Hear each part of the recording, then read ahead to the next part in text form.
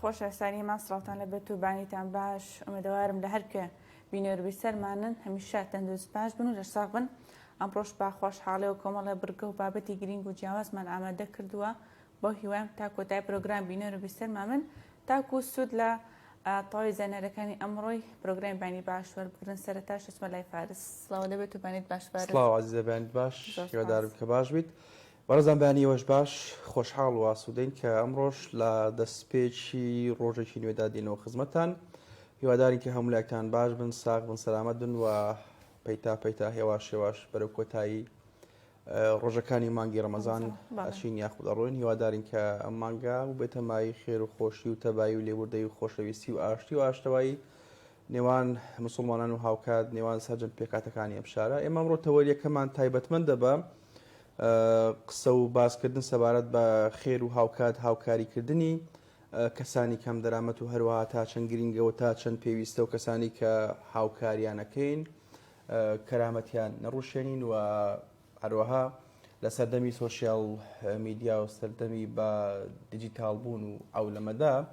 کە ئامرازەکانی گەیاندن بە هەر ماڵێک فەرەهەم کراوە بەردەستە بتوانین ئێمە وەکو دەوترێ کاتێک کە خێرێ دەکەی هاوکاریەکەیت و کاتێک کە دەستی لایەنی بەرامبەرەگریت بەبێ ئەوەی کە خۆشی هەستی پێ بکات و هاوکات بەبێ ئەوەی کە خودی خۆت یاخود خەڵکی و دەستی ڕاست هەست بە دەستی چەپ نەکات یاخود پێچەوانەکەی چەپ هەست بە ڕاست نەکات تۆ هاوکاری خۆت بکەیت و تەنانەت یاخود تەنها لە بینی خۆت و خوداوەندا بێت. بەر لەوەی کەوا بچێنێ و ناوەڕۆژی تەوەرەکەمان یاخود ناوەڕۆکی قسە و باسەکانمان و هاوکات گەنگەشە و قیل و قالە بکەینە سەر تەوەرەکەمان. فیچرێکی کوتمان ئامادەیە سەبارەت بە سوودەکانی هەنگوین. دیارە هەنگوین سوودێکی بێشماری هەیە و دەڕابردوودا بۆ چارەسەر و هاوکات بۆ تیمارکردنی برین و هەروەها بۆ نەخۆشیەکانی ناوگەدە و کۆمەڵێک نەخۆشی دیکە و هاوکات بۆ لە ناودانی کۆمەڵێک ڤایرۆس بەکار هاتووە. با پێکەوە بینەری بین. فەرموو.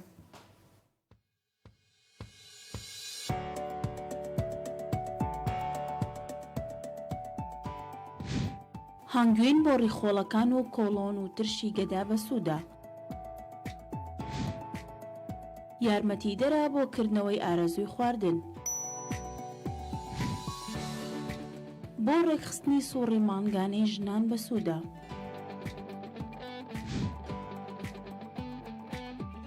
بۆ مێشک و دەمارەکان و زراو گرنگە.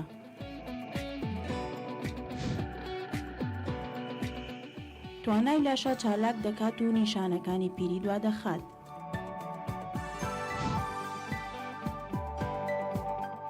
بۆ زەردی ڕوخسار و زیبکەی گەنجی و سافکردنی دەم و چاو بەکار دێت.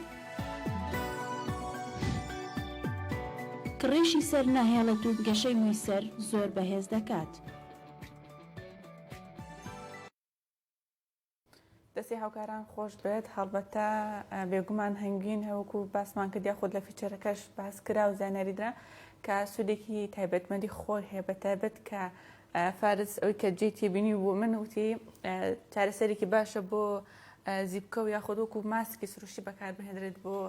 ڕوخسار. جا بە هیوام هەمووان تەندروست باش بن تاوکو ئێمە هەمیشە بەلەش ساغی و تەندروست باشی بمێنینەوە گرنگی بە خواردن و خواردنەوەی تەندروست بدەین. چاندەرخەکەی نەگرانە تۆ گەر ڕاگ بە پارەی باشتە و بیکەوە دەم چاوتی بیتەوە و زیبکانی پێ چارەسەرکەی بەڕاستی زۆر جا دایک مەڵێ تا دەستمانەکەی بۆ خواردن عەزیزە بیرەوە کاتە چۆن بەکاری بینە بۆ مەسک. دروستە. هەڵبەت ئەمڕۆ تەوەریەکەمان وەکو باسم لێوە کرد بەر لە فیچەرەکە یاخود هێمان بۆی کرد و بەیانم کرد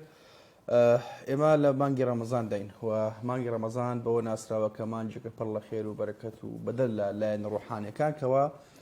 خوداپەرستیە، خوداناسیە و پاشان خودناسیە و هاوکات دینناسیە، ئیسلام ناسیە. هەڵبەت لەم مانگەیە بەدەل لە ئەو 11 مانگی کەوە هەیە لە ساڵدا لە هەر 12 مانگی ساڵدا مانجێکە تایبەتمەندە بۆ کۆمەڵێک پرس و بابەتی ڕوحانی و هاوکات کۆمەڵێک پرس و بابەتی دنیەوی کە تایبەتمەندن بە ڕێخستنەوەی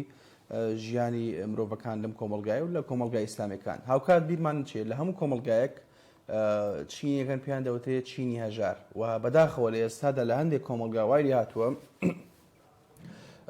کۆمەڵە چینی ئەرستۆکراتەمانی کەوا خوا پێداون و هەیان لەڕووی مادی و دارایی و متەمەکینن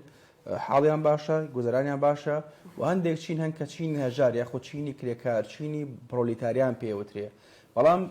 لە هەندێک کۆمەلگایە چینی ناوەڕاستی شەن بەڵام بەداخەوە ئێساکەوای لاتۆ لە هەندێک لە کۆمەڵگەکان چینی ناوەڕاست نەماوە و چینی ئەرستۆکراتەوانی کە لە ڕووی دارایە وەزئیان باشە دۆخیان باشە ویان لاتۆ لە ژیانی کۆمەڵایەتی سیاسی فەرەنگی ئابووی ڕۆشنبیری پەرژینێک یاخۆ سنوورێک لە نێوان خۆیان و چینی خوارەوەیە دروستەکەن کە بەداخەوەمەش ڕەنگە لە داهاتووە بۆ کۆمەڵگایەکی لەم چەشنە یاخود لەم شێوازە چینی پرۆلیتار کە چینی خوارە و کرێکارە لە چینی سەرەوەی قبول نەکا بۆیە زۆر گرنگە لە هەموو کۆمەڵگایەک تێکڕای چینەکان هەبێت بەتایبەت چینی ناوەڕاست و هاوکات چینی سەرو و هەوڵ بدرێت لە ڕووی حکومی لە ڕووی بە دیسپلینکردنی ژیانی ئینسانەکانەوە بە ڕێخستنەوەی ژیانی ئینسانەکانەوە بە ڕێخستنەوەی تێکڕای جمگە و بوارەکانی ئەوەی کە تایبەتمەندە بە ژیانی مرۆڤەکان لەم کۆمەڵگایە هەوڵ بدرێت دۆخیان باش بکرێت بەڵام ئەوەی کە هەیە لە عێراقا دەوتێت کە لە پاش ساڵی 2023 و پرۆسی ڕزگاری عێراق هەوڵدراوەکەوە حکوومەت ڕێژەی هەژاری لە وڵاتە تا ڕادەیە کەم بگاتە بەڵام بەداخەوە ساڵ بە ساڵ کوردڵی خۆزگەم بە پاش ساڵ بە ساڵ ڕێژەی هەژاری زیاد دەکات ساڵ بە ساڵ ڕێژەی لەدایکبوونی نوێ یاخود تۆمارکردنی ڕێژەی لەدایکبوونی نوێ زیاد دەکات ئێستاش نەخۆشخانەکان ببینیم بەدەل لە حاڵەتی مردن یاخود حاڵەتی وەفات حاڵەتی لەدایکبوون زیاترە ئەمەوا دەکات کە پەستانێک لەسەر ژینگە دروستکە وا دەکاتەوە پەستانێک لەسەر کۆی سیستەمی سیاسی لەسەر کۆی سێکتەر و ستراکچەرە بنیادیە حکوومیەکان دامەزراوە حکوومیەکان ئەو دامەزراوانی کاوا تایبەتمەندن بە مرۆڤەکان ئەمە لۆدێک زەختێک فشارێک دروست دەخات بۆیە ئەگەر لە ڕووی سیاسی و کارگێڕی یاخۆ ئیداریەوە سیستەمێکی باش نەبێت بۆ ڕێخستنەوەی ژیانی مرۆڤەکان لە ڕووی کۆمەڵایەتی و هاوکات کارگێڕیەوە ئەو کۆمەلگایە وەکو ئێستای بینین کە ڕێژەی هەژاری تیا زیاد دەکات بەڵام دیوێکی دیکەمانێک کە ویش دیوی ئاینیە مرۆڤ کاتێک کابەخشێ ئاسوودەیەکڕێ کاتێک کابەخشێ بەختەوەریەکڕێ کاتێک کابەخشێ دڵخۆشی خۆشنودی کامەرانی خۆیەکڕێت کاتێک کابەخشێ وەکو دەوترێت لە پڕادڵی خۆش بێت تۆ جاری وایە کە نەک هەر کە ئابەخشی بەڵکو کە هاوکاری یاخود هاوکاریکی جستەی لایانی بەرامبەرەکەیت دڵت خۆشە بێت بۆ وەکو کامۆ دەڵێ کە من ئەو پارەیە ئەبەخشم ئەوە دڵخۆشی بەختەوەریم بۆ خۆم کڕیوە بۆ ناخی خۆم بۆ خودی خۆم بۆیە مسلمانان بەتایبەت لە مانگەیە پێویستە قۆڵی هیممەت و قۆڵی مەردایەتی و قۆڵی ئینسان دۆستی لێ هەڵبماڵن و بەتایبەت لەم چەند ڕۆژەکەمیکەوە ماوە لە مانگی پیرۆزی ڕەمەزاندا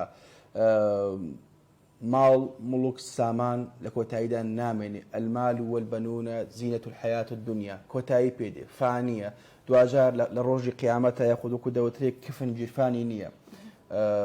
قەبر دەرگای بەتاکە و هەمووان دوجار عاقبەتمان لە ژێر خاکە بۆیە ئەوەی کە پێویستە ئەوەی کە گرنگە ئێمە کاتێکە لە پاشە ڕۆژدا و کوستە چاو ئاینەکان باسی ئەو دەکەن و هەموو ئاینەکان نەخۆت هەموو ئاینە ئاسمانەکان کە دڵن لە پاشی مردن کە ژیانێکی نوێ هەیە و خودداوەندە سەر کردەوە باشەکان و کردەوە خراپەکانت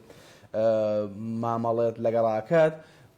لە پاش ڕۆژ لە کاتێک کە هەمووان دەمرن و کەس نامێنەیە چی لە جن و لە ئینس و لە مەلایکەتەکان کە خودداوەند دەڵێ لیمەن المولک اليوم لله الواحد القهار کە تەنها مڵک بۆ خۆی ئەمێنێتەوە ئەی کەواتە بەنی ئادەم نەوەکانی ئادەم چ پێویستەکە لەم ژیانە کورت مەودایە کە ڕێژەی یاخود ڕێژەی ناوەندی تەمەنی هەرێشێک لە ئێمە ئەگەر بگەین بە 6 ساڵ بەتایبەت لە وڵاتێکی وەکو عێراقا لە ڕۆژهەڵاتی ناوەڕاستان ئەوە سپاسگوزاری خۆیان بەڕاستی 6 ساڵ لێرەیە ڕەنگە تەمەنێک بە باش بەڕاستی ئەنی بژێ یاخود بیگوزارێنی بۆیە لەم تەمەنە کورتێکەوە هەمانە ئەوەی کە گرینگە لە ڕووی ئینسان دۆستی لە ڕووی ئاینیەوە لە ڕووی بەخشین و هاوکاریکردنی خەڵکانی بەرامبەر پەنجەمۆرێکی باش و هاوکات پێشخان و پاشخانێکی باش و هەروەها تێشوێکی باشمان هەبێ بۆ قیامەت ئامادەکرد بێ چۆ دوجار ئەو ماڵێکەوە هەشتا ڕەنگە لە پاشە ڕۆژدا ماڵ و مناڵ کورد دەڵێ لەسەری بەشەڕ بێن و هاوکات نەگونجێن و دوجار بەر ڕەحمەتی خودداوەند و بەر ڕەحمەتی مرۆڤەکان نەکەوی کە مرۆڤ هاوڕێکانت و دۆستەکانت و خزمەکانت و جیرانەکان یاخۆ دراوسەکانتن هەتاوەکو خۆت لە ژیان ناماویت ببەخشە هاوکاری بکە بۆی لە پاشە ڕۆژدا لە پاش مردنی تۆش و نەمانی تۆش بەڵام ناوت بە درەوشاوی لە کەشکەلانی فەلەکا بێت و خەڵکی بڵێن هەزار ڕەحمەت لە گۆڕت کەوا پیاوێکی بەخشندە و میهرەبان بوویتە دروستە جا هەڵبەتە مانگی ڕەمەزان بە مانگی ڕەمەزان بە مانگی بەخشین و هاوکاری دانراوە یەکێک لە هەر ئادابەکانی مانگی ڕەمەزانی پیرۆز بگرە ئەتوانی لە دوای مانگی ڕەمەزانی پیرۆز یاخود بە درێژەی ئەو 11 مانگی کە ئێمە توانین هاوکاری کەسانی هەژار و کەم دەرامەت بکەین و لێرەشدا زۆر گرنگە فارس دەستنیشانکردین یاخۆت ناسینەوەی کەسانی هەژاری ڕاستەقینەکێن نەک کەسێک کە بەناوی کە من هەژارم کۆمەڵی هاوکاری مادی و معنەوی وەربگرێت لە کاتێکە لەوەنە حاڵی لە من و تۆش باشتر بێت بەڵام لێرەدا زۆر گرینگە هەڵبەتە کاتێک کە ئێمە هاوکاریەکەین یاخۆت چی مادی بێت چی معنەوی بێت زۆر لێرە گرینگە کاتێک یارمەتی کەسێکی هەژار بدەین یاخۆت هاوکاری بکەین کەرامەتی ئەو کەسە بپارێزینەوە ئێمە تەنها بۆ چەند پۆستێک یاخۆت چەند وێنەیەک بچین ئەو هاوکارێ بگەینین لێرەدا زۆر گرینگە ئێمە هەژاری تەنها چەند چینێک ناگرێتەوە بگرێت چەند چینێکی تریش ئەگرێتەوە و هەڵبەتە خێزانیش بە هەمان شێوە کاتێکە گەر منداڵی تیا بوو گەرم پێکهاتبوو لە منداڵ هەڵبەتە منداڵی پێداویستیەکانی زۆر زیاترە لە گەورە بەتایبەت کە ئێستا وا نیزگە بینەوە لە جەژن چی لە ڕووی جلوبەرگەوە چی لە ڕووی کۆمەڵی بابەتی ترەوە لێرەدا زۆر گرینگە کاتێک کە ئێمە هاوکاری کەسانی هەژارەکەن یاخود یارمەتی کەسانی هەژار و کەم دەرامەت و دەستکورتە دەین زۆر گرینگە ڕەچاوی کۆمەڵی بابەت و کۆمەڵی خاڵ بکەین لە مانگی ڕەمەزانی پیرۆز دروستە دەرفەتێکی زۆر باشە تاکو هاوکاری کەسانی تر بکەین بۆ نمونە کاتێک کە تو هاوکاری کەسێکی ترەکەیت بۆ نمونە بە هەر نیەتێک بێت کاتێک بەنیەتەوەی کە تەنها لە نێوان خۆت و خوددا بمێنێت و یاخود لە نێوان تەنها بۆ نمونەکە بۆ نمونەی ئەوەی بتەوێت کەسانی تریش بە هەمان شێوە چاو لە تو بکەن یاخود کەسانی تریش ڕابکێشیت کەسانی تریش بە هەمان شێوەکو تۆ هاوکاری بکەن لە هەر تەمەنێک بێت دروستە کە لێستا دەبینین کۆمەڵێ گەنج کۆمەڵە کەسانی چالەگوان کە هەڵساون بە ئەنجامدانی کۆمەڵی پرۆژێ کۆمەڵە کاری خێخوازی کە ئەمەش واکە دەفەتێکی باشە تاکو بەداخەوەکە لە وڵاتێک یاخود لە شارێکی ژێرخانی ئابوورێکی بەهێز و باشین کە بە ئاڵتونی ڕەش ناسراوە هێشتا هەژار ماوە هێشتا کەسانی یاخود خێزانی هەژار و کەم دەرامەت ماوە و لێرەدا زۆر گرینگە ئەوانەی کە خواپێداون ئەوانەی کە ئەتوانن هاوکاری کەسانی تر بکەن مانگی ڕەمەزان دەرفەتێکی باشە تاکو من لە ڕێگەی زەکات و سەرفترە و هاوکاری و کۆمەڵە بابەتی تر ئەمە توانین هاوکاری یاخود دڵخۆشی کەسانی تریش پەیدا بکەینەوە ئێمە تەنها بوونە بۆ خۆشی خۆمان هەوڵ بدەین بۆ خۆشی خۆمان هەنگاو بنین دروستە کاتێک ئێمە کەسی بەرامبەر یاخود هاوکاری کەسێکەکەین کە هەر بەواقعیان پێویستی بەو هاوکاریەتە دڵخۆشە بێت بگرێت دوعای خێرشت زۆر بۆ ئەکەلەوان ئەمە ژواکات دەرگای خێر دەرگای ڕزق و ڕۆزی و بەختەوەری و لێت بکاتەوە هەڵبەتە ئەجر و پاداشیشی هەیە لای خۆی گەورە و میهرەبان و مانگی ڕەمەزانی پیرۆزیش با نەک هەر دروستە بیکەین بە وێزگەیەک بیکەین بە قۆناغێکەوە ئێمە هەنگاو بنین هاوکاری و یارمەتی کەسانی هەژار و کەم دەرامەت بدەین و لە دوای مانگی ڕەمەزانی پیرۆزیش بە هەمان شێوە ئێمە هەوڵ بدەین یاخود هاوکاری کەسانی تر بکەین و دروستە کاتێک ئێمە هاوکاری کەسان بکەین هەر بە واقعین یاخود بە دروستی ئێمە ئەو ئەمانەت یاخود ئەو هاوکاریە بگەینین بە کەسی هەژار یاخود کەسی شایستە تاوکو گەر پێداویستێکی بۆ نمونە لە ڕێگەی پارەوە بێت ئەتوانێت کۆمەڵە شت دابین بکات بۆ خۆ خێزانەکەی و لە ئێستاشەکە چەند ڕۆژێکی کەممان ماوە بۆ جەژنی ڕەمەزانی پیرۆز و دروستە کۆمەڵ هاوکاری کە پێویستن بە مانگی ڕەمەزان و پێویستن بە جەژنی ڕەمەزانی پیرۆزیشەوە داواکارم لە خوای گەورم هێرەبان ڕۆژ و نوێژ و تاعاتی هەموو لای قبول بکات و ئەو خێر و هاوکاریانی کە ئەکرێتیش بە هەمان شێوە قبول بێت ئینشاءالله. دروستە هەڵبەت ئێمە گەبینە بەرچاوی خۆمان کاتێک کە هەرێشێک لە ئێمە یاخۆت باڵێن زۆری نەمان زۆر بمان کاتێککە لە مانگی ڕەمەزان ئێواران مەغریبان کاتی فتارکردنەوە سفرەکانمان ڕازاوەیە چەندان جۆر خواردن خواردەمەنی خواردنەوە شیرینی و ئەو کەرەسە و پێداویستیانی کەوا پێویستمانن لەسەر سفرە و خوانەکانمان بوونی هەیە بەڵام ئاشێکەوە 150شی نەخورێ 150 بمێنێتەوە ئەگەر بین لە بەرچاوی خۆمان کاتێک ئێمە بۆ شێوازە سفرەمان ڕازاوەیە و لە ماڵێکین لە مەسکەنێکین ینی ژیانمان تەمینە و ڕەنگە لە ماڵەوە نەخۆشمان نەبێت ڕەنگە لە بەڵاو موسیوەتی دنیا بە دوور بووبێتین و خودداوەند پارێزگاری لێمان کرد بێت بەڵام دڵنیا بەر خەڵکانێکن کە تامەزرۆی سەدادەی سەر سفرە و خوانەکەی تۆن کە ڕەنگە نەیبێ بیکڕێ یعنی لە چەند ڕۆژی ڕابردووە لە نێو مانگی ڕەمەزاندا لە یەکێک لە کەناڵ عەرەبیەکان کە منداڵێکی هەژار کە عەرەب بوو بەنەتەوە لە یەکێک لە وڵاتە عەرەبیەکان بوو کاتێک کە پێشەشکارەکە پێی دەڵێ منداڵێکی تەمەن 12 ساڵان 13 ساڵ دەبێ ئەڵێ کەی کۆتاجار بوو کەی ئەخیر جار بوو کەوا گۆشتت خوارد منداڵەکە بیرەکاتەوە وڵێ گۆشت چییە؟ ینی تەمەنی 12 بۆ 13 ساڵە ئەڵێ گۆشت چییە؟ شو لەحمە ینی گۆشت چییە؟ ینی تۆ بێنە بەرچاوی خۆت کە ئێمە ڕەنگە منداڵەکانی خۆمان لە ڕۆژێکە ینی تەمەنی ڕەنگە 2 ساڵ 3 ساڵ 4 ساڵ بێت ڕەنگە لە ڕۆژێکە 1000 بۆ 2000 دیناری عێراقی سەرف کە هەر پێشی نازانین هەر درکشی پێ ناکەین هەر هەستشی پێ ناکەین و ڕەنگە هەر بە خەیاڵیشمانانەیە بەڵام لە هەمان کاتدا خەڵکانێکن کەوا تامەزرۆن کاتێک کە تۆ دایک و باوشی وەڕست کە دەستی مناڵەکە تەگری یاخود دەستی خانەوادەکە تەگری ڕووەکەیتە باشترین مۆڵ و ڕاقیترین دوکان و باشترین شوێن تاوەکو باشترین پەرژین بە پێڵاوی مارکە و هاوکات جلو بەرگ و پێداویستی و کەرەسەی جەژن بۆ مناڵەکە دابی بکەیت بەڵام خەڵکانێکن کە چاویان دەستی تۆیە کە خوداوەند ئەو پارە و مڵکەی بە تۆ بەخشیوە تەنها مڵکی تۆ نییە بەڵکو پێویستە کە تۆ چاوت لە منداڵی هەتی و مناڵی بەدایک و باوک بێت چاوت لە خەڵکی نەخۆش بێت چاوت لە خەڵکی کەم دەران بێت چاوت لە خەڵکی هەژار و نەبوون بێت چاوت لەو خەڵکانە بێکەوە مسکینن و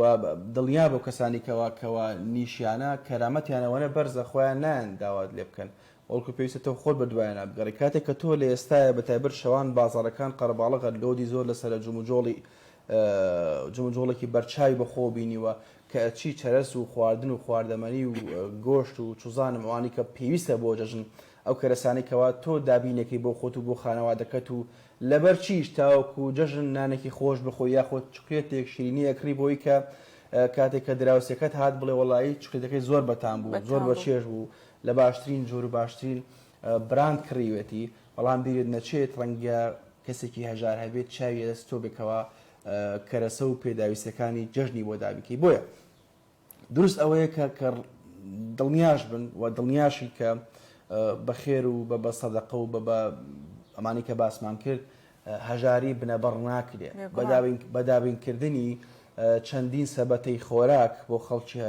هەژاری بنەبەڕ ناکرێ بنەبڕکردنی هەژاری پێویستی بە سیستەمە پێویستی بە ڕێخستنەوەیە پێویستی بەوەیە تۆ لە ڕووی کارگێڕیەوە لە ڕووی دەوڵەتداریەوە لە ڕووی سیاسیەوە خەڵکانێکە بن پسپۆر بن تەکنۆکرات بن لەو بوارەیەوە هەوڵدەم بۆ داهاتوو بۆ ئایندەی وڵات ڕێژەی هەژاری کەم بکەنەوە و پاشان نەیهێڵن بۆ نمونە لە ئێستاە بەداخەوە تەنانەت سیاسەکانیش خودی خۆیان ڕەنگە هەندێکیان یاریکەری نێو ئەم گەمەیە بن و هەندێکیان خزابێتە نێو ئەو گەمەیەوە یعنی لە ئێستا بینی بەداخەوە تەنانەت خێرکردن و دابینکردنی سەبەتەی خۆراکوانە بۆتە بە ئەو کەسی کەواخە بۆتە پاڵەوانی نێو سۆشیال میدیا بۆتە پاڵەوانی نێو فەیسبوک بۆتە پاڵەوانی نێو خەڵکی بەڵام لە هەمان کاتدا ئەنی بەڕێزان خۆشەویستان دابینکردنی سەبەتەی خۆراک هیچ شتێک ڕەنگە کەم نکاتەوە لەوەی کە تۆ ئاست و ڕێژەی هەژاری لە وڵاتەکەم بکەیتەوە بۆ نمونە لە کوردەواریە دەوترێ ماسیم مەدەرێ بەڵکو فێری ڕاوی ماسیم بکە فێر ڕاو ماسیم کە تۆ کاتێک کەسێک ئەگەر ماسی پێدەی ئەو ماسیە بەس بۆ ژەمەیە کۆتایی پێدەوە ئەیخوا پاشان پەرژمێتە پاشەڕۆ بەڵام کاتێک کە فێری ڕاوە ماسیەکەیت هەم خۆی بێتە ڕاوچێکی باش و هەم لە هەمان کاتدا کە بۆ ڕاوچێکی باش ئەتوانێت بژێوی ژیانی خۆی بازرگانی پێوە بکە و هاوکات دۆخێکی باشی بۆ خۆی و خانەوادەکەی پەیدا بکات بۆیە لە ئێستای ئێمە گرینگە هەم ئەوەی کە خوداوەند پێمانی بەخشیوە شکرانە بژێر بین بەڕاستی ڕەنگە هەندێک لە خەڵکی بڵێن کە سەبر و شکرانە دوو ڕوو یەک دراون بەڵام بەڕێزان سەبر جیاوازە شکرانە جیاوازە سەبر نیەچیرێکە زوو ڕاوەکرێ بۆ لە ئاست هەندێک نەهامەتی و ناڕەحەتیە مەجبورین دۆخەکە ژیانی کۆمەڵایەتی و ئەمەلێکەکەوە سەبر بگرین بەڵام شکرانە بژێری بۆ شێوازەیە بێت تۆ دڕکت پێگوڵ بێ کەمت پێ زۆر بێ شکرانە بژێری نێچیرێکە بە ئاسانی ڕاو ناکرێ ڕام ناکرێ ئەبێت تۆ دایمە خوداوەندت لە یادێ بۆیە و کەسانی کەەوە هەیانە و لە ڕووی مادی و داراییەوە دۆخیان باشە ئەبێ شکرانە بژێر بن و هەمیشە دەستی نزا و پاڕانەوە بۆ خوداوەند بەرز بکەنەوە کەوا فەزلی داوە پێیان لە ڕووی مادیەوە لە هەندێک خەڵک باشتر بن لە ڕووی مادیەوە ها دوجار لە ڕووی ئینسانی و ناڵێ ئینسان هەمووان لای خوداوەند یەک شتێکە وەلەقەد کەڕەمنا بەنی ئادەم هەر بەنی ئادەمە بەڵام کە خوداوەند پێتی بەخشیوە ئەوە فەزلێکە بێت تۆ شکرانە بژێربی ئەگەر شکرانە بژێر نەبیت لە داهاتوە بە دووری مەزانە هاوشێوەی فرعون و هامان و مەغدۆنی و هاوشێوەی تێکڕای سەرکردەکانی مێژوو چ سەرکردەی ئاینی بێ و چ کۆمەڵایەتی بێت سیاسی بێت چ مێژووی بێت دوجار هەمووان کۆتاییان پێهێنا و بوونە ناوێک لە مێژوودا و ئەو ناوەی کەوا لە مێژووە ماوەتەوە هەیە بە خراپە و هەیە بە باشە هیواداری کە باشەکە بەر هەمووان بکەوێت درستە باشە ئێستاش پرگەی تەندروستیمانەیە کە هاوکارمان دڵنیا محمود لە گەرمیانەوە فیچەرێکی سەبارەت بە کەناری کفری و تام و چێژی و تایبەتمەندی بۆ ئامادەکردوین بفەرمون بڕگەیەکی جیاواز ڕەنگە تەندروستی پێما بێت ئامۆژگای ڕێنمایی دکتۆرەکانە بەڵام کاکە دڵنیا لە گەرمیانەوە فیچەرێکی سەبارەت بە کناری کفری و هاوکات تام و چێژ و تایبەتمەندی ئەم جۆرە بەربوومە ئامادەیە پێما بێ عزیزە تۆش کۆمەڵێک معلوماتت لایە لەسەر فیچەرە با پێکەوە بینێری فیچەرەکە بن و دواتر دێنە باسی لەکەن فەرموو.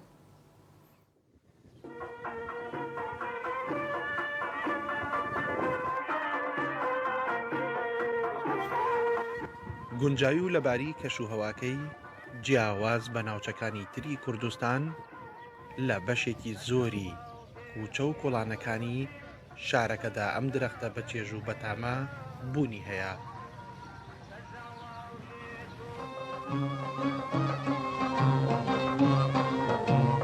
هەستە با بچین بکەین تەماشا هەستە با بچین بکەین تەماشا لە مێرغوزار و لای باخچەی پاشا لە مێرغوزار و لای باخچەی پاشا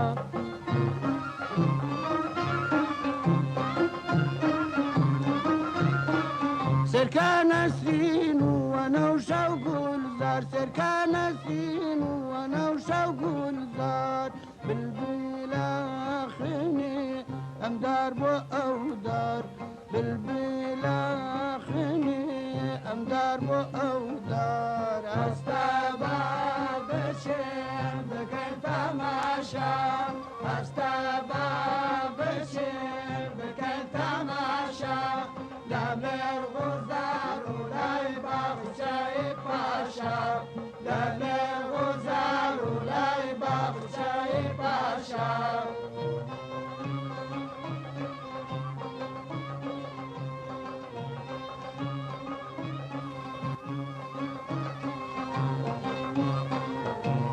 هەستە با بچین بکەین تەماشا هەستە با بچین بکەین تەماشا لە مێرغوزار و لای باخچەی پاشا لە مێرغوزار و لای باخچەی پاشا لەوەتی چاومان کردو لە مناڵیوە تا ئێستا کنارمان بینیوە هەر هاوڕێکی دیار زەمانمانە لە مناڵیوە یادگاریمان زۆرە لەگەڵە بە تایبەتی زانێک کە سوکارمانەیە لە هەولێر و سلێمانیوانە دایمەتێنەوە باس کنارەکەن و کناریان بۆ نێنین و هەدیەوانە کنار لا ئێمە دووسێ جۆری هەیە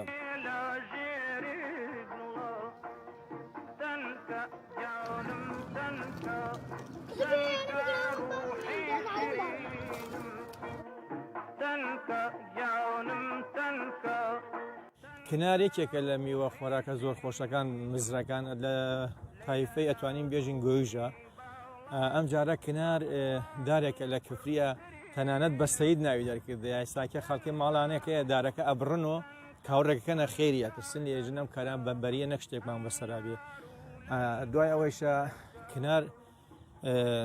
دوو بەرهەمی هەیە لە ساڵێکە دوو بەرەدا گوڵێکی زۆر جوانیش لەگرێت بۆ مێشەنگ زۆر تەسیراتی هەیە لەسەری یعنی وەکو گەڵێن یەمەن وڵاتی یەمەن مێشانەکانی زۆری لەسەر کنارە لە 100% لەسەر کنارە ئێستا لە کفریش ئەتوانین بێژین لە 100 دارە ئەتوانین بێژین هەفتای کنارە. ئەم درەختە جگە لەوەی نزیکەی 30 جۆری هەیە کە لە تامەکەیاندا جیاوازن دەیان تایبەتمەندێتی و سوودی تریشی هەیە. کناری کفری زۆر بەناوبانگە ئەم دارە لە مەنتەقەی کفری لە زۆر شوێنە هەیە جگە لە باخ و باخچەکانە ئەتوانم بڵێم لە کفری کۆنە لە هەموو حەوش و خانیەک هەبوو بەڵام ئێستا لەبەرەوەی ماڵەکان بچووکۆ بۆ ئیسە کەمێک کەمەوە بووە لە ماڵەکانە جا ئەم دارە سیفەتێکی هەیە تەمەنی درێژە پێویستی بە خزمەتیش ناکە ئەوە ئاویشی نەگەرەکە و تەحمل ئەتوانێ تەحملی گەرمای هاوینیش بکات جا ئەم دارە دارێکی پیرۆزە حتاکو لە قورآانی پیرۆزە ناوی هاتە بە ناوی سدر هەرچەند بە عامی عەرەبیڵێن پێی نەبک بەڵام لە قورآانە ناوەکەی هاتە بە سدر. کناری کفری بووە بە دیاری کفریەکان بۆ دۆستانیان لە شارەکانی عێراق و کوردستان. ئەمە شوای کردووە ببێتە یەکێک لە دار و درەختە خۆشەویستەکانی کفری بە درێژایی مێژوو. دڵنیا مەحموود، کەناڵی کەرکووک، کفری.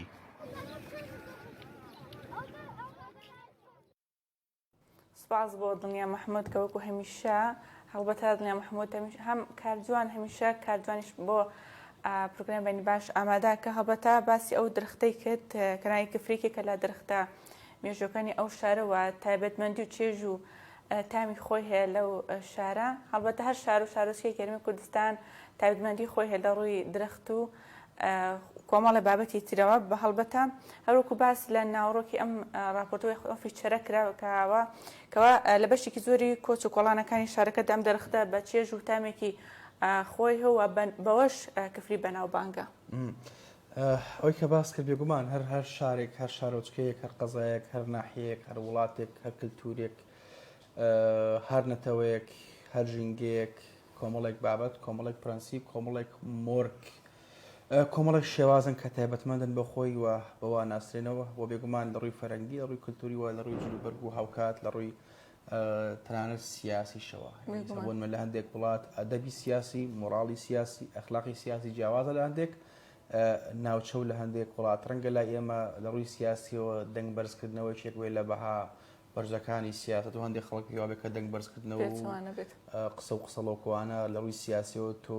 ئەکا بە کەسێکی سیاسی باش بەڵام لە هەندێک وڵات نەخێر نەرمونیانی و هاوکات وەکو ئینگلیزانە دەوترێ مامەڵە بکەیت و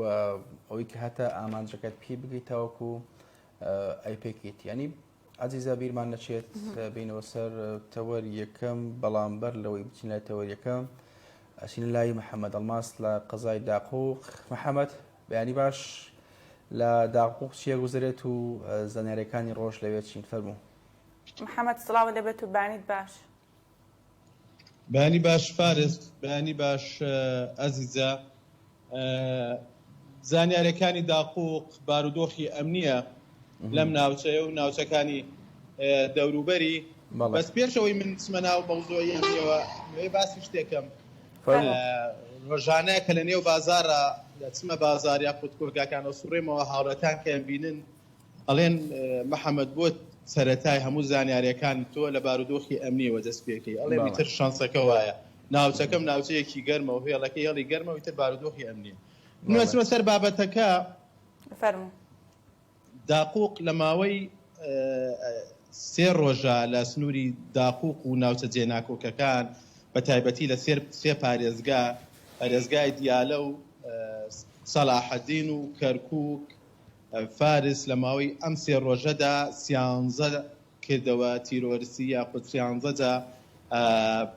تیرۆشتانی داعش پەلاماری هێزە ئەمنیەکانیان داوە و 8 هاوڵاتی یاخود 8 سەربازی هێزە ئەمنیەکان بوونەتە قوربانی و لەگەڵ 3 تیرۆریستیش کوژراوە. هەر شەوی ڕابردوو ئەگەر بێنە ئەم شەوی ڕابردوو لە سنووری پارێزگای سەلاحەدین و بە تایبەتی قەزای خورماتوو لە نیزک فڕۆکەخانەی حلێوە تیرۆریستانی داعش لە ڕێگای 5 موشکی هاوەنەوە تۆپبارانی هێزە ئەمنیەکانیان کرد لەو ناوچەیە. دوای تۆپبارانەکە ڕوبەڕووبوونەوە لە نێوانیان دروست بوو تەنها کامیرای حرارەکە تێکشنە و شکر زیانی گیانی نەبوو. هەر لە دوای کەمتر لە کاژمێرێک لە ناوچەی یەنگیجە هە لە سنووری خورماتوو تیرۆریستانی داعش کەوتنە بۆسەی هێزە ئەمنیەکانەوە بە تایبەتی دوای 52 حەشدی شعبی کەوتنە بۆسەی ئەو هێزەوە ڕوبەڕووبوونەیەکی قورس ڕوویدا بە پێی زانیاریەکان ئەوەی کە دەستمان کەوتۆ لای ئەمە هەیە لەو ڕوبەڕووبوونەوە تیرۆریستێکی داعش کوژراوە. هاوکات لە ناوچەی ڕەشاد سنووری پارێزگای کەرکووک بە هەمان شێوە ڕوبەڕووبوونەوە لە نێوان پۆلیسی فدرالی و هێزانامنیەکان ڕوویداوە بەڵام زیانی جانی و مادی لێ نەکەوتوەتەوە. فارس ماوەی 3 ڕۆژە کە وەکو باسم کرد جگە لەم لە دیالێش بە هەمان شێوە لە ناوچەی کەڵای کە ماوەی 3 ڕۆژە فارس ناوچەی کەڵای هێزانامنیەکان لە سنوورە ئەکەونە بەر هێرشی تیرۆریستانی داعشەوە بە هەمان شێوە شەوی ڕابردووش 3 شەوە بەسەریەکە ناوچەی هێزانامنیەکان لە ناوچەی کەڵای ئەکەونە بەر هێرشی تیرۆریستانی داعش هەر لەوێش بەداخەوە سەربازێک کوژراوە. تێکرای ئەم کردەوە تیرۆریستەکان ماوەی 3 ڕۆژە 11,000 تیرۆریستانی داعش پەلاماری هێزانامنیەکاندا و لە کاتێکیشدایە ئۆپراسیۆنی هێزانامنیەکان لە ناوچەکان بەردەوامی هەیە و فڕۆکەی هێزە ئاسمانیەکانی عێراقیش بەردەوامیش بەسەر ناوچەکان لەسەر ناوچەی داخ و قچەمی ڕۆخانە و سنوورەکانی کەش ئەسوڕێنەوە و چاودێری بار و دۆخەکەکەن. ئەمە لایەنی ئەمنی سنووری قەزای داخۆ گەر برچمە بابەتێکی کە فارس لە قەزای حەویجە لە خوێندنگای مستەفا لە گوندی لە زاکەی سەر بە قەزای حەویجە دیارە ئەفسەرێکی بە پلەی مقەدەم کە دانیشتووی شاری کەرکووکە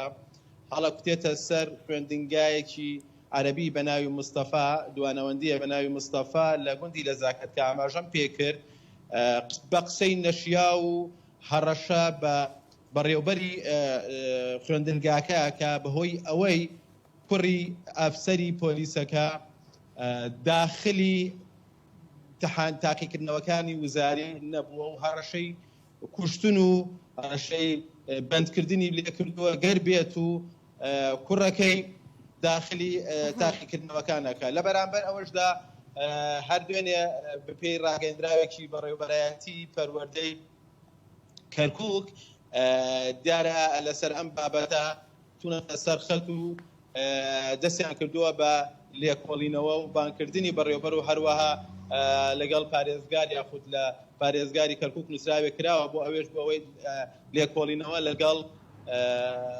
ئەو ئەفسەرە بکرێت بەو پێی ئەو ئەفسەرە بەپێی زانیاریەکان لە دیوانی پارێزگا دەوامەکە. بەڵێ فارس من نەگەڕێمەوە لای تۆ گەر پرسیارێک دەبێت. باشە محەممەد دروستەوەیە کە ئەمڕۆ لە کەرکووک تا ئەندازێک ینی کەشەواکەی هەورە ڕاستە داقووکەوا سەر بە کەرکووکە بەڵام پێم خۆشە بزانم کە کەشەوای داقوق و دەوروبەری ئەوێ چۆنەوە هەروە محەممەدیرمان نەچیە لەگەڵەوەیە پرسیاری ئەوم لا دروست بوو ئەنی تا چەند لە سنووری قەزای داقوق خراپی کەشوهەوا نالەباری کەشوهەوا ئەبێتە مای ئەوەی کە تیرۆریستان ئەو کەشە بقۆزنەوە تاوەکو پیلانی خۆیان بجێرن و پەلەماری هێزانامنیەکان بدەن. فارس دیارە ئەوەی کاماژت پێکرد کەشوهەوای کە ئەمڕۆ لە سنووری داخوو کە هاوشێوەی کەشوهەواکەی هەورە چاوەڕوان نەکرێت لەم سنوورە یان لە سنووری کەرکووک بەگشتی باران ببارێت. بەگەر بگەڕێمەوە سەر مەوزوعی بابەتی ئەوەی کە ڕادەیەک بڵێ ڕادەیە کە سوودی لێ وەرەگرێت تیرۆریستان لەم کەشوهەوای ئێمە و لە کەشوهەوای خۆڵبارینە دیارە تیرۆریستانی داعش ئەم هەلا قۆزنەوە و بەردەوام لەم کەشوهەوەدا ئەوان پەلاماری خۆیان ئەنجام دەدەن و یاخود چالاکیەکانیان لەم کەشوهەوادا زیادەکە. بینیمان لە ڕابردوو لە ئێستاشدا تیرۆریستانی داعش لەم کەشوهەوایە بەردەوام سوودیان وەرگردووە. بە تایبەتی فارس گەڕێنەوە بۆ ئەم ماوەیە کە لەم چەند ڕۆژەی ڕابردوودا کردەوە تیرۆریستەکان یاخود پەلامارە تیرۆریستەکان زیادی کردووە و بە تایبەتی لە مانگی ڕەمەزاندا و لە دەڕۆژی ئەخیردا ئەگەڕێتەوە زۆربەی ینی هۆکارەکان ئەگەڕێتەوە بۆ ئەوە یەک کەشوهەواکە کە نالابار بووە لە ماوەیە لە چەند ڕۆژە دوو ڕەمەزانە و دیارە زۆر پەلامارە تیرۆریستەکان لە کاتی بەربانگە بەداخەوە ڕووەدا دیارە هێزە سەربازیەکان بەشێکی هەرە زۆریان بەڕۆژوون لە کاتی بەربانگایە مەش سەرقاڵی ئەوەن کە خواردن ئامادەکان ئەو کاتە تیرۆریستانی داعش ئەو هەلا قۆزنەوە دوو ئۆپراسیۆنی ئەو ئۆپراسیۆنە هاوبەشەی کە لە نێوان سوپا و هێزی پێشمەرگە لە ماوەی چەند مانگی ڕابردوودا کە ئەنجام درا بە تایبەتی لە سنووری حوزی حەمرین و ناوچەی کفری و خورمات و ئەو سەردەما کاتێک ینی تا بڵێن تا ڕادەیەکی باش ناوچەکە کێوماڵ کرا و پاک کرایەوە و تا ڕادەیەکی زۆریش مەترسی تیرۆرستانی داعش لە ناوچەکە دوور خرایەوە بەڵام ئێستا ئەبینین نەماوە ئەو با بڵێن ئەو ئۆپراسیۆنە هاوبەشانەی کە لە نێوان ئەو دوو سوپایە بوو نەماوە تەنها دەنگۆیە کە بکرێت بەڵام لە واقعا بوونی نییە گەر بکرێت و ئەو ئۆپراسیۆنانە لەم سنوورانش ئەنجام درێت بە دڵنیاییەوە ئەوە ناوچەکە تا ڕادەیەکی زۆر باش ئەمن و ئاسایشی بۆ ئەگەڕێتەوە. هۆکارێکەش هەیە من لە زۆر جارش باسم کردووە ئەو هێزەی کە لێرایە زۆربەی کارمەندانی ئەو هێزانە دانیشتووی باشووری عێراقن یعنی تا ڕادەیەکی زۆر هیچ شارەزاییەکیان لەسەر ئەم ناوچانە نییە چون بەو پێی ناوچەی داقوق و بەگشتی ناوچەی کەرکووک پانتایەکی زۆری لێ پانتایەکی زۆرە و چەم و دۆڵ و زۆری لێیە یعنی ئەکرێ ئەو هێزانەی کە لێرە بن لە ڕووی زوگرافیەوە شارازایەکی باشیانە بێ لە سنوورەکە بەڵێ باس لە پانتایی کریانی منەوەی کە تێبینێکم لە باگراون تۆ لە پشتی تۆ لە داقوق ینی ڕێژەی سەوزایی زۆر کەمەوە پانتایەک لە شۆستە و شقام بەڕاستی بینم و لە بینایەک و یەک درەختێک نەبێت دارێک نەبێتەوە لە پشتی توەیە ئاخۆ شوێنەکە بۆ شێوازەیە یاخود ڕێژەی سەوزایی لە تێکرای داقوق کەمە. فارس من نەرم بابەتی ڕێژەی سەوزاییم دانابوو کە بچم ڕۆژێک لەگەڵ بەشی باخچەکانی شارەوانی داقوق لەسەرم بابەتە قسەکە زۆر باشە قسەکەی تاکیدی ینی من تاکید لەسەر قسەکەی تۆ بەدڵنایە ڕێژەی سەوزایی لە سنووری داقوق بڵێم کەمتر لە 1% ڕێژەی هەر نییە ینی بکرێت تەنها لە سنووری داقوق بەگشتی یەک باخچەیەکمان هەیە لە ناو سنتەری قەزاکە ئەگینا هیچ پاش شوێنێکی سەوزایی لەم شارە لەم قەزایە بەدی ناکرێت بۆ ئەوەی هاوڵاتیان لە کاتی پشودانیانە بتوانن لەو شوێنە لەو باخچانە ینی بحەوێن یاخود کاتێکی لێ بەسەر بخن بە تایبەتی لە نێو گەڕەکەکان یعنی زۆر جاو گلەیە هەیە لە نێو گەڕەکان کە پارە زۆر گرنگە تۆ لە نێو گەڕەکەکانە ینی پانتایەکی سەوزایەکت هەبێ بۆ دانیشتوانەکەی بە تایبەتی ئێستا لە وەرزی ئەمە بەروهاوی ناچین و بەرزەکە ڕۆژ بە ڕۆژ پلەی گەرمی بەرزە بێتەوە بابەتی کار باشەوە حاڵی وەزعی کارەباکەمانە دوو یەکێک لە هۆکارانەی کە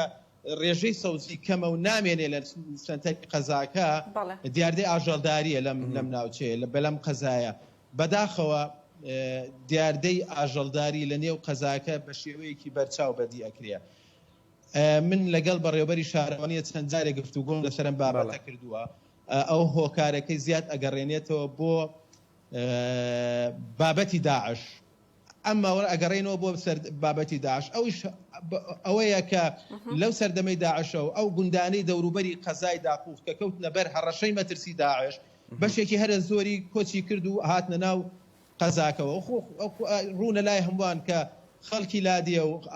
گوندەکان زیاتر بژێوی ژیانێ لە سەرکاری کوشتتوکاڵی و ئاژەڵداریە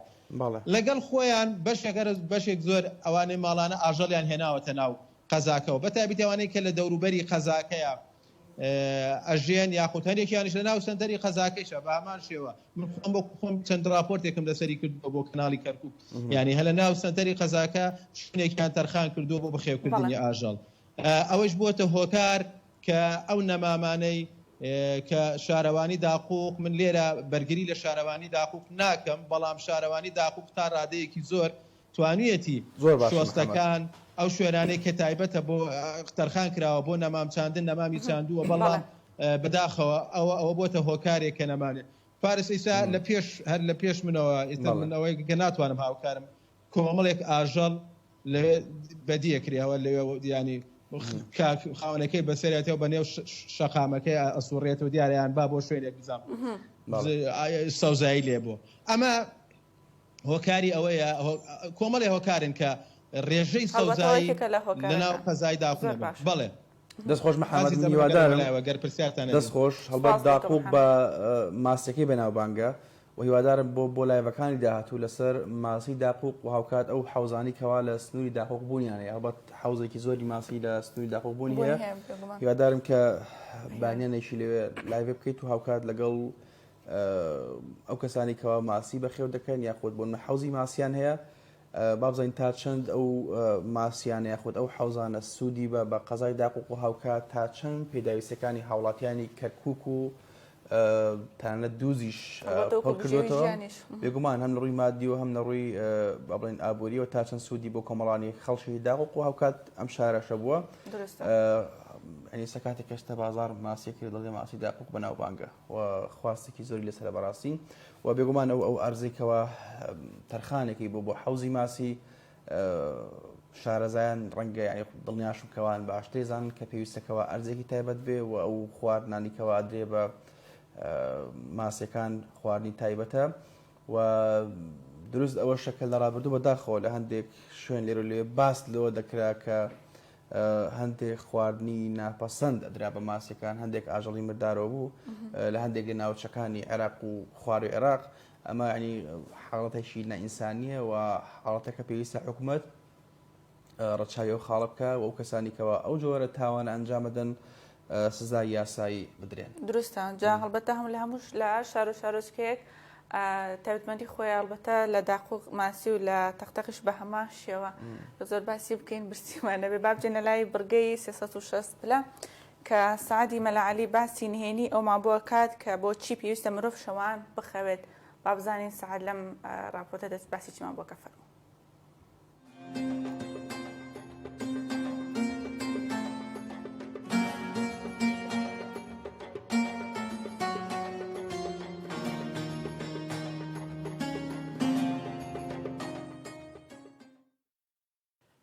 بۆچی دەبێت مرۆڤ شەوانە بخەوێت؟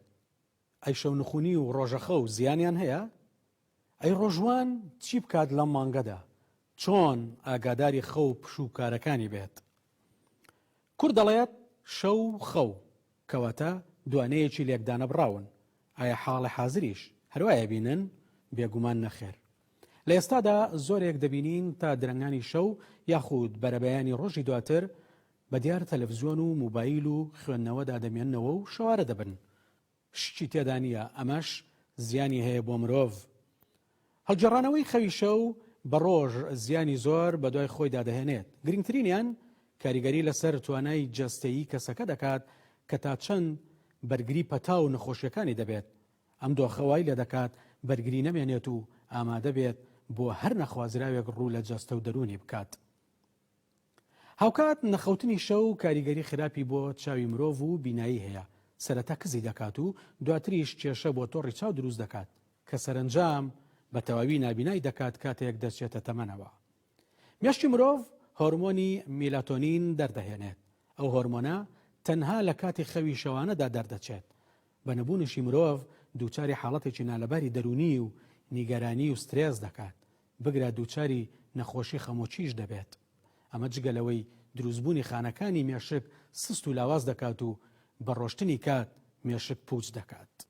کاریگەریەکی مەترسیداری شەونخونی و ڕۆژەخە و کە زۆرێک پێیان وایە دوورە لە ڕاستیەوە بەڵام لە بنەمادا مەترسیدار و بوونی هەیە هەلی جەڵتەی دڵ زیاتر دەکات و بگرە مردنی لە ناکاوی بەدواوە دێت. ناڕێکی لە خەوی شەوانە کێشەی هۆرمۆنی بۆ ژن دروست دەکات کە زۆر جار کێشیان بەرز دەکاتەوە و ناڕەحەتیان دەکات و بە ئاسانی ناتوانن کێشیان دابگرن. بۆ ژنی سکپڕیش مەترسی لە باربوون دروست دەکات یاخود لاوازی لە گەشەکردنی منداڵەکە لە سکیدایشیدا. بۆیە ژنی سکپڕ دەبێت زۆر ئاگاداری خەوی شەوانە و پشودان بێت لە هەمان کاتدا جوڵەی پێویستی هەبێت. لە مانجی ڕەمەزاندا کە تا ڕادەیە کاتی خواردن و خەویش گۆڕانکاری بەسەردادێت ناکرێت مرۆڤ بوار بدات کاتەکانی گۆڕانکاری زۆری پێوە دیار بێت و دوجار بە زیان بۆ لەش و دەرونی بگەڕێتەوە. پێویستە ڕۆژوان هەوڵی تەواو بدات کاتەکانی ڕێک بخاتەوە و تەسلیمی ئەو واقعانە بێت کە ئێستا دروست بووە. لە قورئانیشدا چیشک خراوەتە سەری و لە سوورەتی ئەنەبە دەڵێت وجعلنا نومكم سباتا وجعلنا الليل لباسا وجعلنا النهار معاشا. واتە شەو بۆ خەو و حەسانەوە و ئارامبوونەوەیە، ڕۆژیش بۆ کار و چالاکی و دەستپێکردنی ڕۆژێکی نوێیە بە هیوای تەندروستیەکی باش.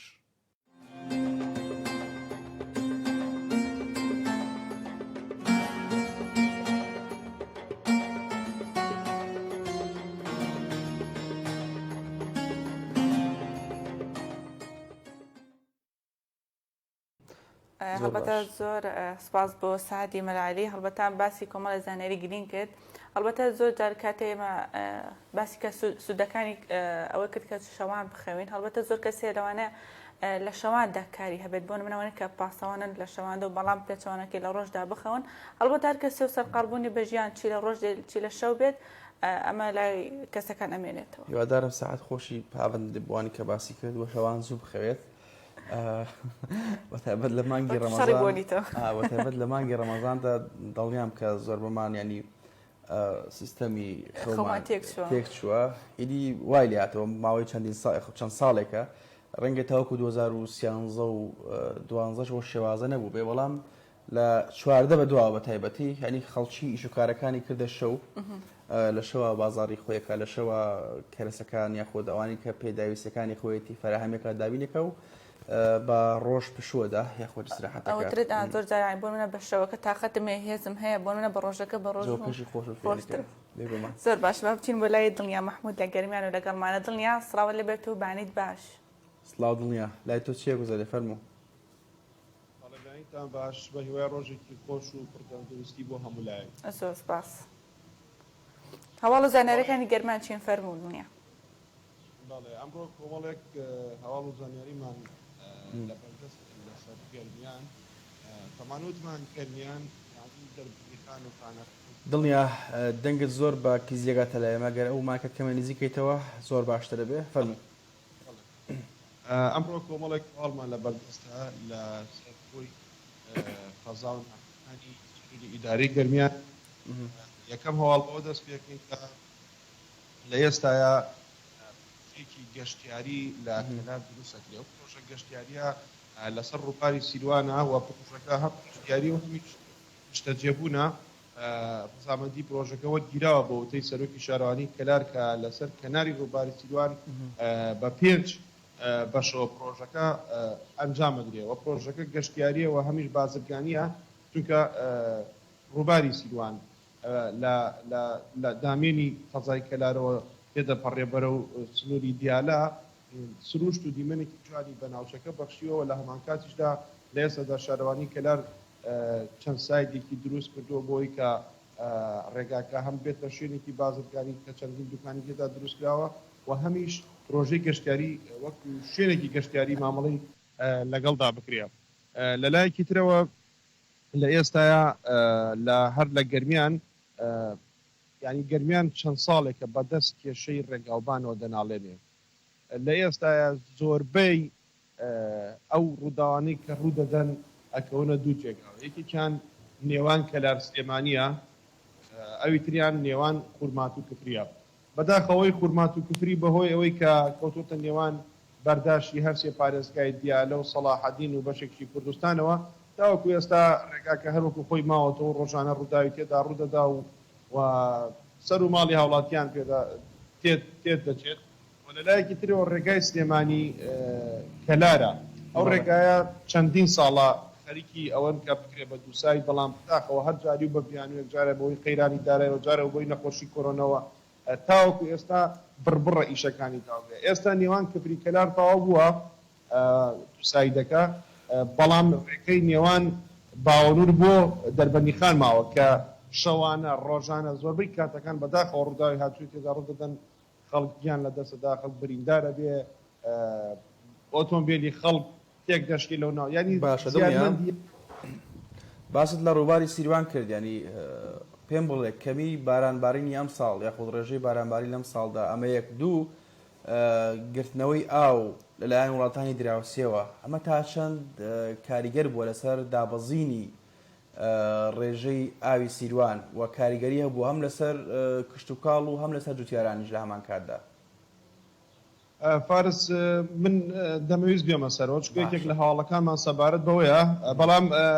لەسەرەوە هەواڵی کە باسمان کرد لە ئێستادا گەرمیان پێویستی بە 150 پرۆژێ لە بواری ڕێگاوباندا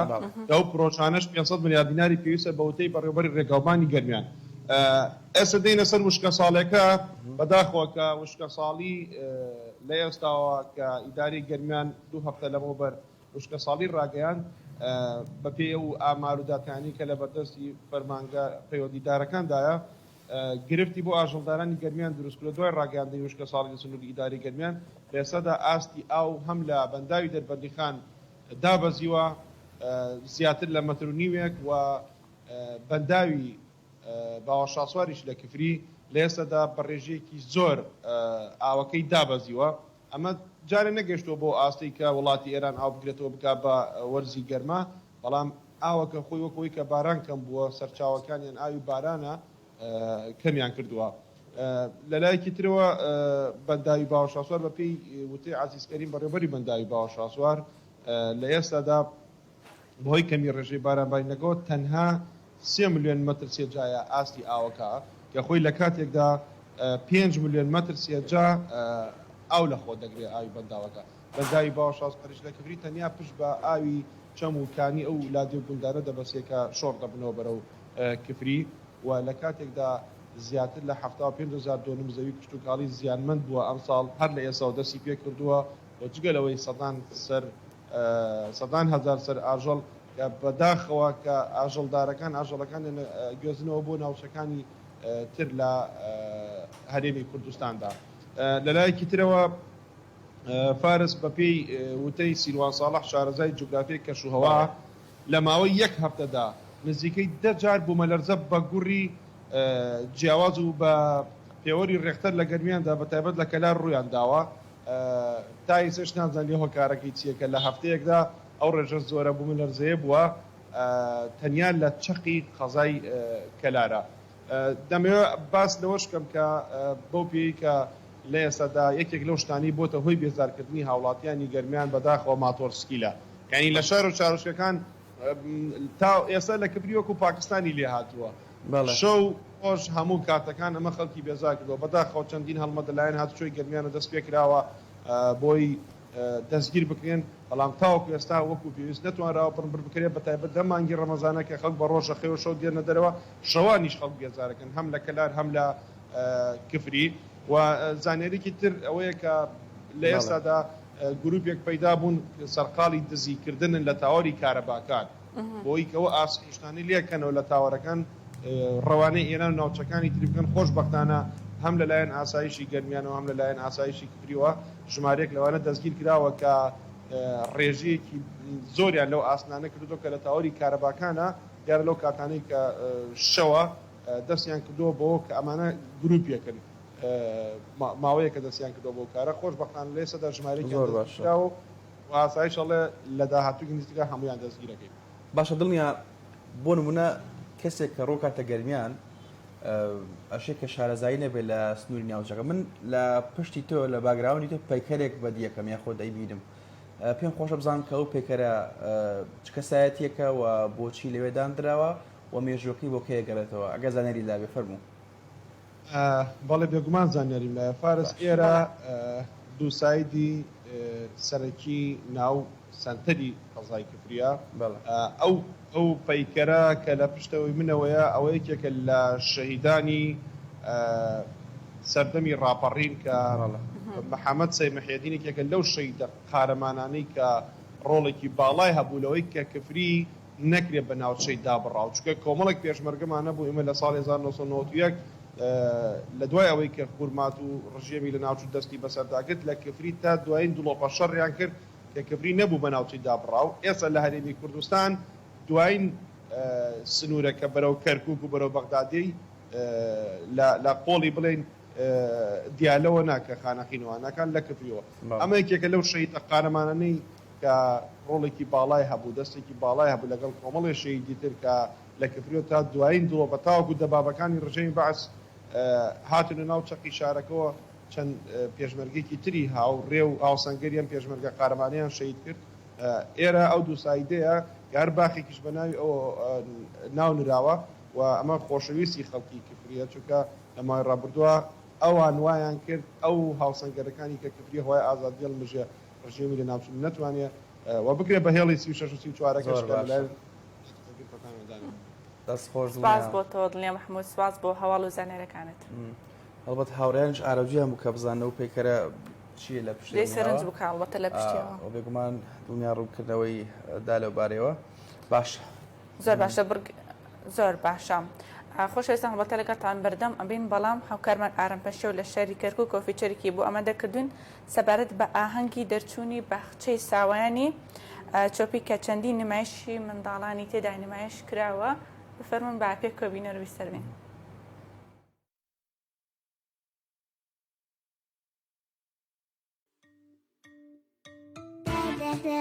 گیانی دادا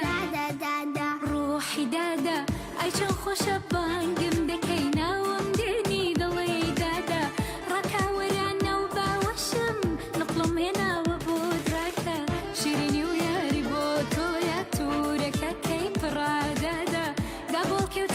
تاتیە فێرکردنە کاوی دادا گیانی دادا ڕۆحی دادا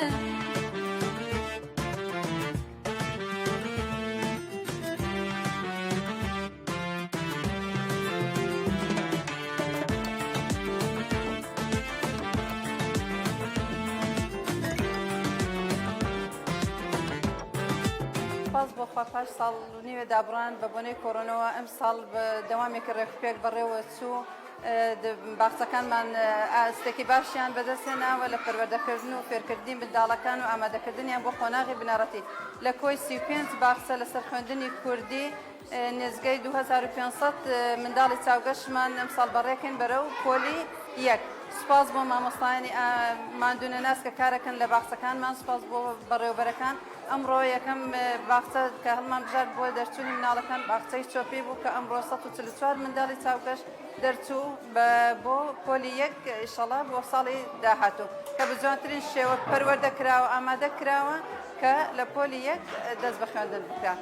ئێمە وەکو باخچەی چۆپی کە چەند ساڵیانی کە لەم چالاکی دەرچوانی مناڵان بۆ قۆناغی سەرەتایی هەڵبەتدا بڕاوین بەهۆی ڤایرۆسی کۆرۆناوە بەڵام ئێستا سەرکەوتوانە لەخوا بەزیادبێ هەروەک بینیتان چالاکیەکانمان ئەنجامدا هەڵبەت لەلایەن مامۆستا تواناکانی باخچەی چۆپیەوە دەستخۆشییان لێ ئەەکەم کە توانیان ئەم مناڵانە ئیشەڵا بچن بۆ ینی کارێکی وایە کردووەکەوە پێشکەوتووی بە چالاکانە ئامادەکاریان بۆ بکەن بۆ قۆناغی سەرەتایی هیوای سەرکەوتنیان بۆ ئەخوازم ئەو ئەلێرەش ئەمێ ئاماژە بەوە بکەم کە مناڵەکانم مناڵی 4 پۆلن 144 مناڵی ئامادە بوو تەخەڕوجیانە و تا دەرەچن بۆ قۆناغی سەرەتایی 5 مامۆستام هەیە لە میلاکی خۆمان 8 وانەبێژم هەیە عەقدەکانن لەسەر میلاکی مرکەزین بەم شێوەیە تواناومانە کە مناڵەکانمان بە سەرکەوتووی ئامادەکەین.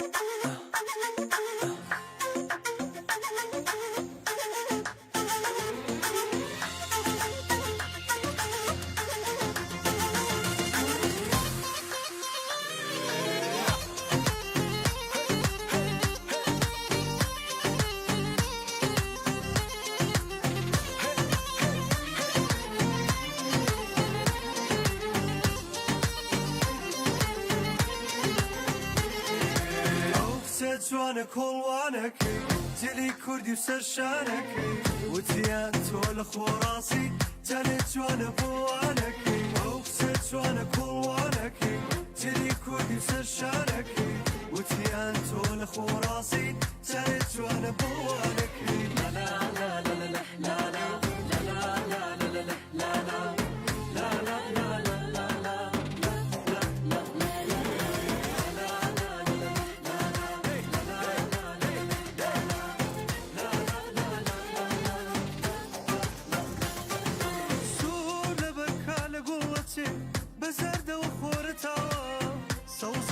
پاییزیش بێ هەڵی بەهاری هێناوە ڕەنگی پەمەیرێ جوانە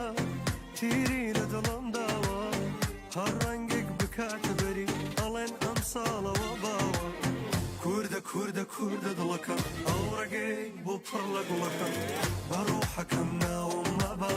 من پێی ئەڵێم پەپولەکەم کووردە کووردە کووردە دڵەکەم ئەو ڕێگەی بۆ پڕ لە گوڵەکەم بە ڕۆحەکەم ناوم مەبا پەپولەکەم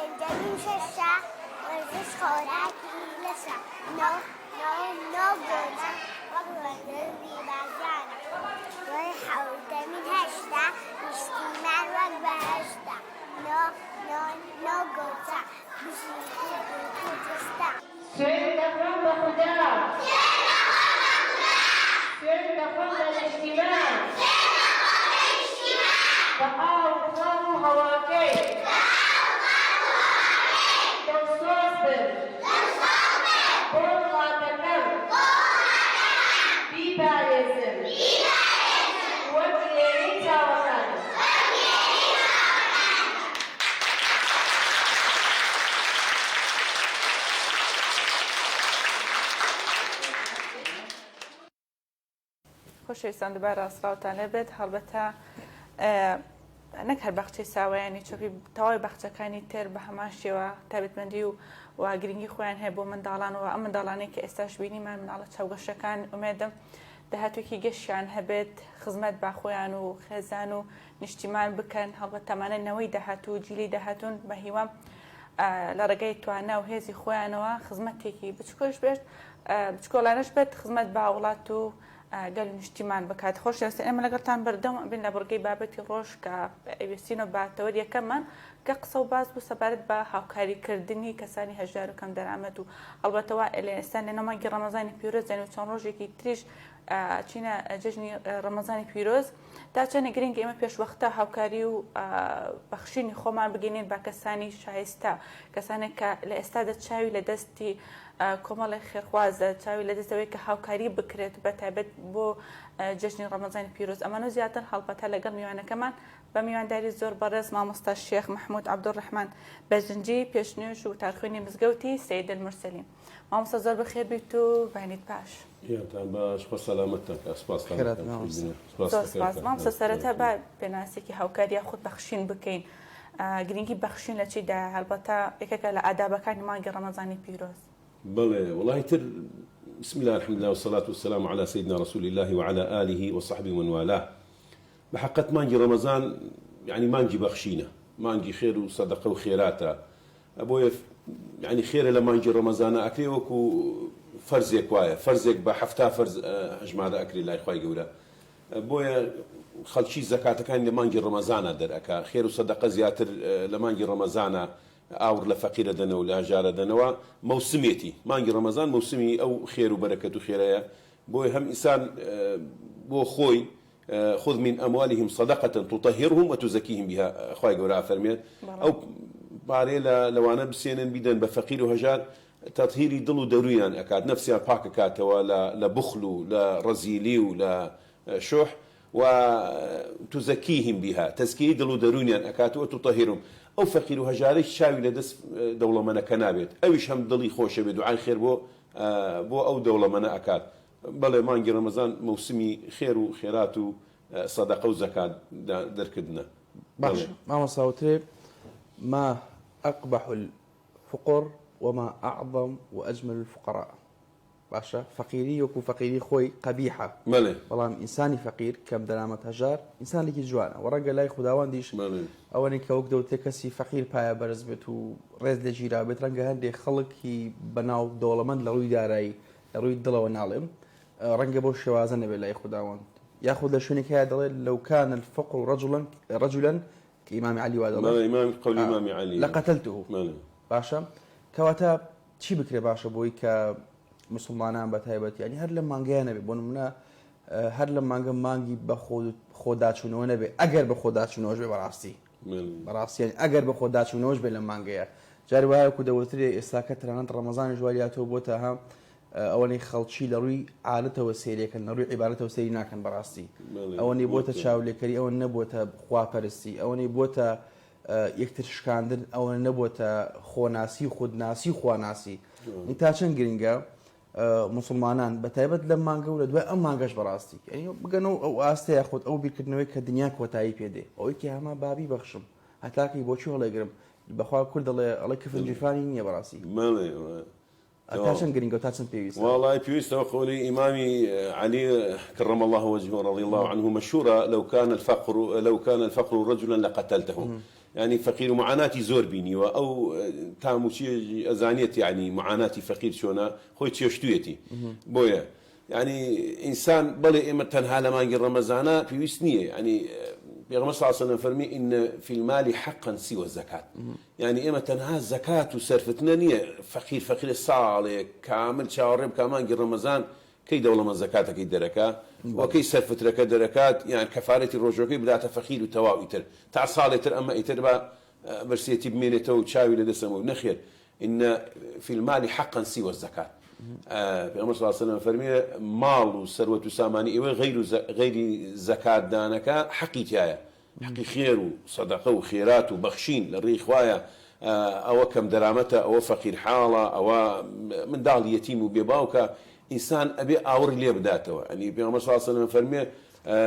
ليس منا من بات شبعان وجاره جائع بجنبه وهو يعلم يعني لإيمانية أو كسيكوا شوب بسيتي سربنيتوا وهاو سيكشي بتنشتي وأعقاداري بيت أعقادارتي كوا برسيتي وبرسيتي سريناتوا على إيماني تواونية إيمان در نابر ياخذ إيماني كامل نية بولا بر أوي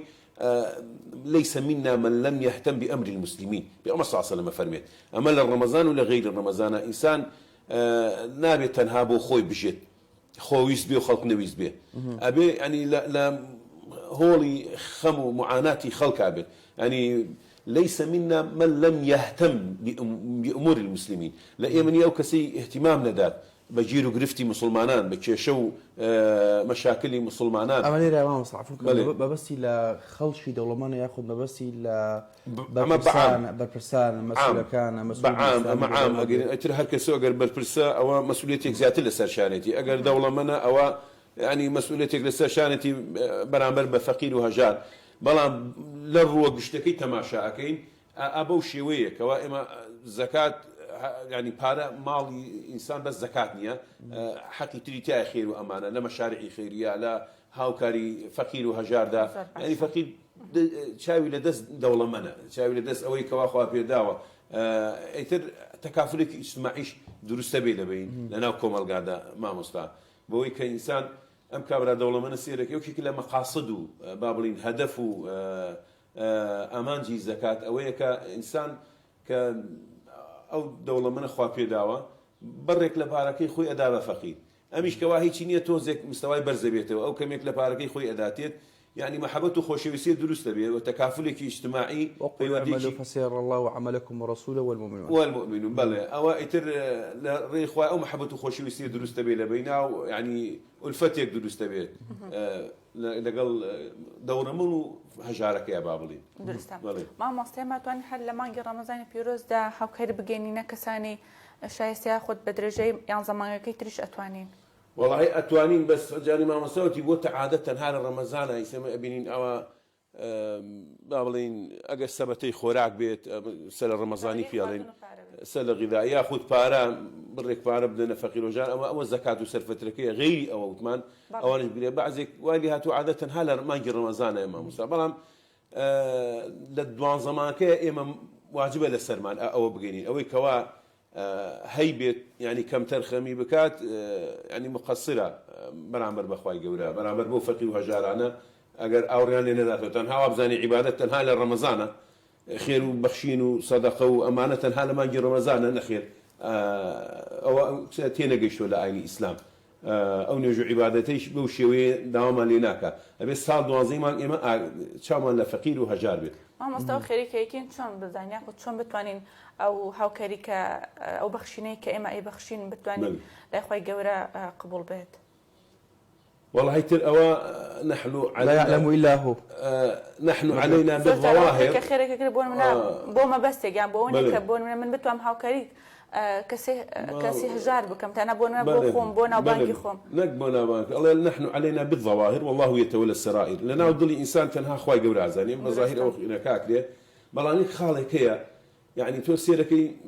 أخذ بارا عزيزة لا إنسان بأسانيد الناس يعني بوي حتى جيفانا قيش تسب دل كراو يعني من 20 ليرة يعني كاتك خوشتين شتلا خوت أبخشي لبينا وخوايا كاتك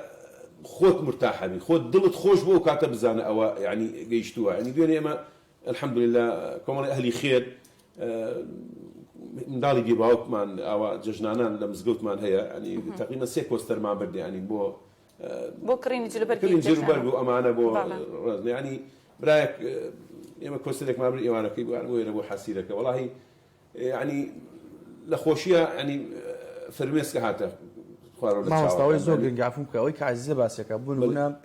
أوي كدلي ظواهر ما يبيني بتشاي خمار واطة بلام بواطن ياخذوي كلا باطنا ولا نستي ما لا فكري ما أو خوا خوي زاني بله كواتا إما جاران أجر كسيك رياضاز بوايا بله باشا تنها زمانكي هبو ورنجا ها بكر دوكي دولوبرو جيانكي بيجانا كمان بور ريايتي بلام ليستاي كسدمي تكنولوجيا بله پەرژین بە خەڵکی ڕیاباز و ڕیاخواست ئەوەنە زۆر بووە تۆ ڕەنگە جاری وایە بینی بە سێڵڤیەک هەزاران کەسەی بینێ ینی هەم کەرامەتی ئەو کەسە هەژارە ئەو کەسە هەژارە هەم حرمەتی هەم کیانی کەیلونەتی کەسایەتی تاکایەتی يعني أي شون إما ولقد خلقنا الإنسان في أحسن تقويم ولقد كرمنا بني آدم رتشاو كين براستي ومتاشي مسلمان درك بو بكاكاتك خيرك إنه أقرب إليكم من حبل الوريد درك بو بكات كخداوند لحبل الوريد لتوري زكترا كتوكاتك ريايا كيت وأقرنج خلشي بيزاني ياخذ نيزاني برام دواجار خداوند يعلم السر والباطن والظاهر هم مش تقلع اخويتي لا شارت ولا والله هي يعني او بس او ما كد الخوشي شو قبولك اولاني او بدينه يعني كتو ضلي او تخوشي خود دلت بي خوش بوبزانك ود جيراو يعني اما بدرباري او جنات جبنا زياده النوات من دالي بيباوك مان بردو بوجي لو برجي ججنه او بيداوي استكاني اهلي خير طبعا خد جزاء خير ام بداتوا والله يعني رسمي وينك نجيراو يعني ربما على هسلي هي يعني كساتي ومن على يعني جورا أبيتون نابي يعني أوي بكي بشي وازي يعني كابرا تشيلوش لا تسير كي رسمي شيء لقلا أجريسيل فيه كبوي كوا نشركا أي هستو إحساسي أو شخص نافقي أو بشركة أخوة خلقي كردوا رنجا مجارة لباشرو جابت سلوشي ولات يعني تو بلي أنا والله جاء تو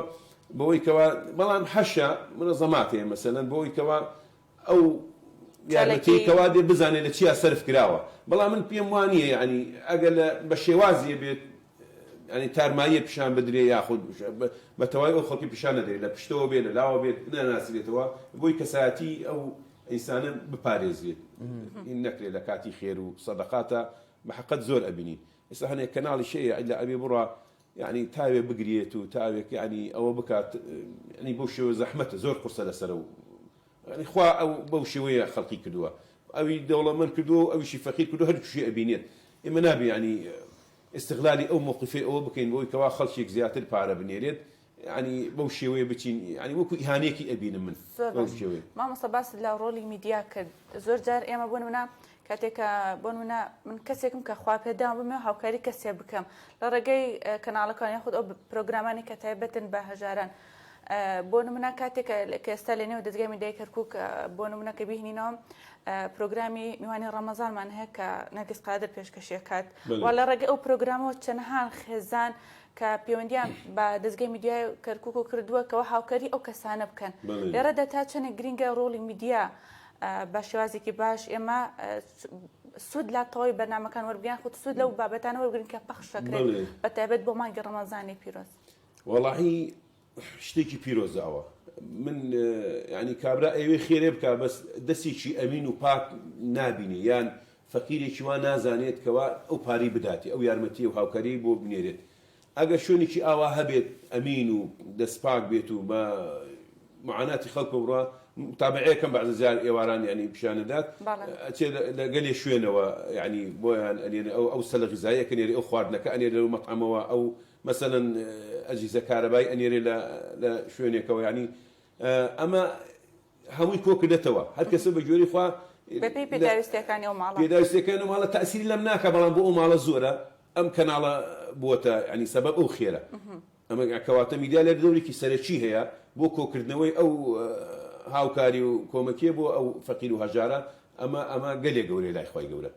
ئاجرێکی گەورەی بەڵێ دەوری خۆشی بینیوە بەڕاستی بە حەقاش مامۆستامی کە باسمان کرد خەڵکی خێرخواز و خەڵکی دەوڵەمەند ئەتوانێت هاوکاری خەڵکی هێژار بکە بەڵام شتێکمان هەیە زۆر لەوە گەورەترە کە سیستەمی سیاسیە دەوڵەتداری حکوومەت کە حکوومەت خۆی توانێت ڕووی سیاسی و کارژێڕیەوە بەڕاستی و بەنەهێشتنی گەندەڵیش دۆخ و گۆزرانی خەڵک باش بکە ئەنی ژیانی خەڵک باش بکە هاوشێوە ئیمارات تاوەکو ڕەنگەیە خۆتان بیرتان بێت لە کۆتایی حفتەکان ئیمارات چ وڵاتێ بووە ڕەنگە خۆتان ئێستاکان لاتان بێ داتە بەغداوتی تەمەناکەم ئیمارات وەکو بەغدای لێ بێت ئەمە وەک نمونەیەک من نمونەیەکی کۆنی نووسەری گەورەی عێراقی عەلی وەردەی هێنمەوە ینی کاتێکە گەنجە لە سەرەتای پەنجەکانی سەدەی ڕابردوو و ڕۆ کاتە وەزارەتی مەعارف یاخود دایرەی مەعارف کە پەروەردەی ئێستایە بۆی کە دابمەزرێ وتی بینیم کچێک و دایکێ بێکۆ دانیشتون کاتێک کە بینیم فۆرم و فایلەکە لە بن باخەڵ ئێو دایکەیە زانیم کە وەک خۆم بۆ دامەزراندن هاتوونە چون بۆ لایوتم دایە سلااوت لێبێ وتی سلااو لە تۆش تا چاو کوڕم وتم پێی بۆ دامەزراندن هاتووتی بەڵێ بۆ دامەزە هاتم وتی باشە قەینە ئەی واست لایە واستەیەکەوە کەسی هاوکارت بێکو واستەیەک وتی وەڵا واستم تەنها خوایە ئەزانی چی پێوێت لە وەڵامە وتی وەڵادایە بە دوای واستەیەکی دیکەیە بگەڕێ جا لە شوێنێکاڵێ من تەوەکل بەخواکەم باوەڕی تەواتیم بەخوایە باوەڕی مطلقم بەخوایە ئەنی ئەو ئەستەغفیرڵای تۆ لە وازن کار بێ بنەخێ بێ باوەڕ نییە ئاکابرا عفوم کە کابراایکی باوەڕدارە ئەڵێ لە هەموو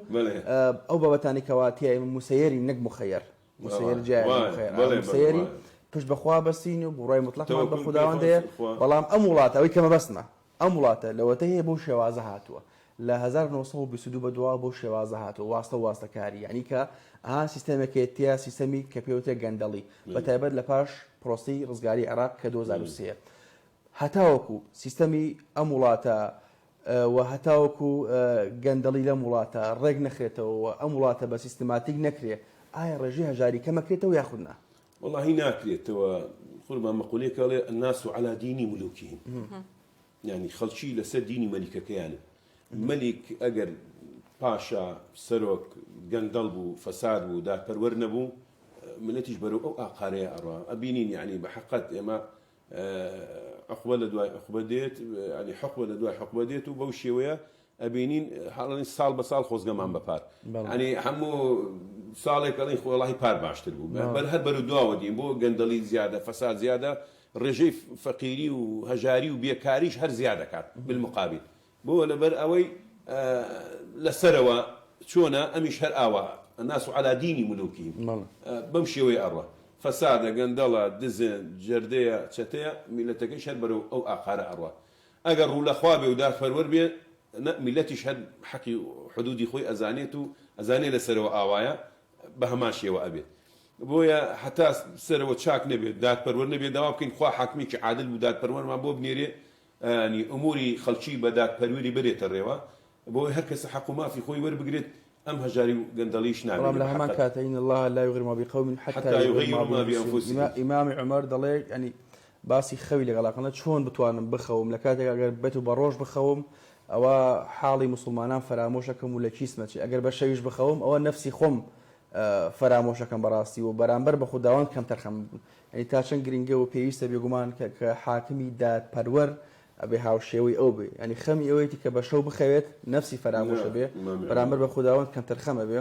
و خەمی ئەوەی تێگە بە ڕۆژ بخەوێت حاڵی ڕایەتەکەی حاڵی مسلمانان ناباتەڕێوەکو پێویست بڵێ نموناهێنێتەوە ئیمامی عومەر ینی بۆ عەدالەت و دادپەروەری ئیمامی عومەرە مەسەلەن عومەری عەبدولعەزیز بە هەمان شێوە يعني حتى قيشتها الرادية قربان عمر يكون عبد العزيز خليفي بينجم أناسيلينه أو ماولين تشراي كوا إشي بير جالان لا لهبوا اشتيك وكو هنيك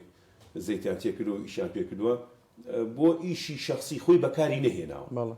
بو إشي مسلمانان يعني بزان دات پروينا قيشتها تشي رادية إشي مسلمانان هبوا خليفة مسلمانان بو أوي بيرا بس بو إشي شخصي خوي وكتابتي خوي شخصي أو أكو جانو هي خوي بكاء هنا يعني أمره أو كون ممتلكاتي حتى خلشي بدأ سيد باسي دات بروي عدالة تقول يعني نابي ممتلكاتي حكمات ومالي حكمات بو كاري شخصي خوي بكار بيني وهدري أموالي قشتي وعامة يعني لجي خويانية بحقت بو شي ويبني أوان بحقت أجمع وعدالة دات برولية هبيت والله هم حق قوما في خوي ورقلت يعني أجر بيته دولة من زكاة يعني حقي خوا بدا فقير وهجار نامي بس دولة من يعني أو بتايبتي كوت دسد دولة من جاران سدم إسلامها بيت المال هبو بيت المال المسلمان يعني أخوي جوركاتك أفرمي إنما الصدقات للفقراء والمساكين والعاملين عليها والمؤلفة قلوبهم وفي الرقاب والغارمين وفي سبيل الله وابن السبيل أمهش صنفية يعني فقير وهجار يعني هجار توزيم واردي كي بلام يشتغل بشي ناكات لفقيرك حالتي باشترا أي جاكدية والعاملين عليها أوانا كوان موظف لسر لبيت المال زكاة كو كانوا إيدينا فقير أوانيش بشي كان هي زكاة أدريت بيه وفي سبيل الله وابن السبيل أمانيش في سبيل الله كواشر بو جهاد وبو غزا عيني بهمان شوا يعني بو شوية حسيان هبو للزكاة يعني بسا كوكراتوا بداخو أبينم لهندي شون أدريت يعني زكاة بو مزقوت نابي زكاة سر فترة بو خستخانة نابي بو خطابخانة بوش سي أوشتانا يعني بيروسترين من بري في غمر صلى الله عليه وسلم مزقوت كان نابي بهي شوية ديناري كي زكاة بو أو نابي بو إستهند بو هندي كنال وراديو أمانة أو حقي فقيرة أدري بوان أما ظلمك قريه ليريا يعني غدري كي قريه قوريه في سبيل الله أو ما بس غزا وجهاده مسلمان تجي كافر أو ناقيني أمره في سبيل الله والله كابرا يعني كنالي هي راديو هي لو فكروا بيامي خوي هي بيجيني نكو همو ديني إسلام كوبكاتو نخيل الروتيكا مثلا فكريكا تايبت مثلا سر أو فكري إيشكات احتمال زرر بإسلام مسلمانانش بجينت بلام ويكوا أبينين أمره يعني بحقت فتوى أدري ويكوا بو كان على بهيت شيء يدرسني إلا يعني بو فقير وهجار زيادة الأمروكا أو أن في بيتي له صنفانا. زور باش ما مثلا كوتاي دتشيت هبواني ك رسالة لما جي رمضان بيروز هاوكارية جنن باكستاني شايسته ياخد بخشين أبخشن ياخد وانك أمان جانا الاستادة البته كان روجك شمان مع بول جشن رمضان بله والله حيلك كوتاهر وانا عليهم أخوي قرج زي خير وان باتو كوا مالي خلشي أو دانا كانوا فقير أو ولا فقير وهجار أدنوا وأول شيء لهم سر فترة وبابلين كفاري رجوع أمانة يعني بعض كلا سر فترة نابت ذكري إلى شيء جشن أو واجبة إما حكمي جوازي هي ليكن رجل الأشياء حكمي أفضلية من هي كان رجل بيش جشنا حكمي وجوب شوي جشنية أتواني تقول ليكن رجل رمضان سەرفترە و زەکات و سەدەقە و خێر و خێراتی خۆت دەربکەی کەفارەتی ڕۆژوش بدەی مادام بەرژەوەندی فەقیرە و بەعزێک ئەڵێ وەڵاهی نابێ ئەبێ ئیلا بە خواردن ئەخە خواردن تۆ شەوی جەژن گەنم و جۆ و برنج ئەبیت بۆ ماڵ ئەو فەقیرە پێداوەسی تری هەیە هەموو زانایانی سەردەم ئێستا متفقین لەسەر ئەوەی کەوا حتا ستەمانە سعودیە ئەسا سعودیە جانا ئەم سعودیە نارێ ئەسا سعودی ئەڵێ وەلی ئەمر توێتی چی لە بەرژەوەندی فەقیرە ئەگە پارە بدەن ئەوانیش زانانی سعودیش فتوایان داوە و جمهور لەسەر ئەوەیەکەوە با بڵین خواردن بدرێ بەڵام ئیمامی ئەبوو حەنیفە و زانانی قەدیم و تازەش زۆری لەسەر ئەوەی کەوا مەصلحەتی فەقیر لەوەی بەرژەوەندی فەقیر لە پارەکە بدرێت یعنی نەک تۆ شەوی جەژن بڕووی خواردن یان بەعزێکە لەوەڵا مادام داوتە دەرنەچوە بهم سەنجارێکی بریتەوە نەخێرەوە زۆر غەڵەتە و فتوایانە ئەوە کەسێکەوا دەریکردەوە بە پارە دەرچووە تەواو و ئەوەیشی کەوا زووتر دەریکردەوە بە خواردن بە پارە هەر دەرچووە نەکبوونی وڵا ئەبێ جارێکی تر دەریکەیتەوە ئەو سەرفترەیە لەبەر ئەوەی ئەبێ شەوی جەژن دەرکرێ ئەوە حکمی جوازی لە یەکەم ڕۆژ ڕەمەزان و دروستە حکمی ئەفزەلیەتی شەیە وتمان چەند ڕۆژێ پێش جەژنە شەوی جەژن واجب ئەبێت بۆیە ئەوانەی کەوا ئیسێش چەند ڕۆژێک ماوە ئەم 5-6 ڕۆژەی کەوا بۆ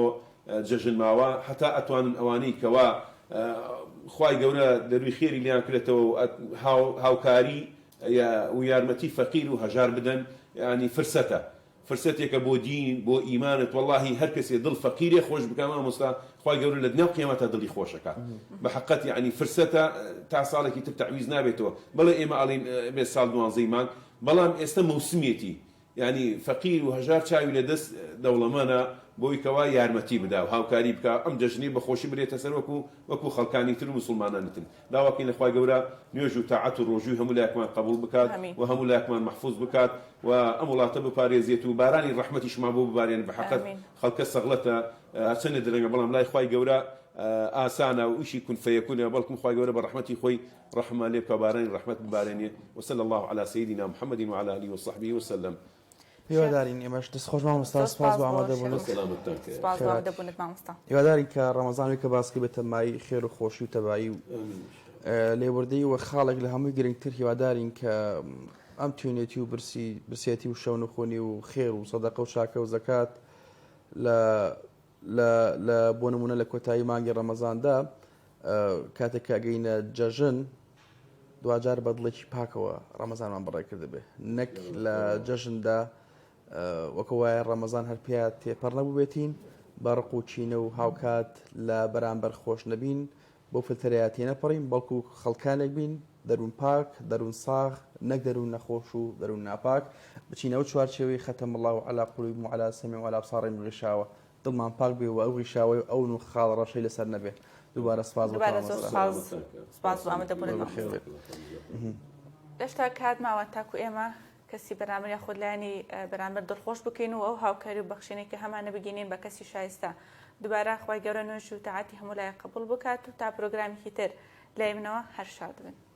ماڵەوە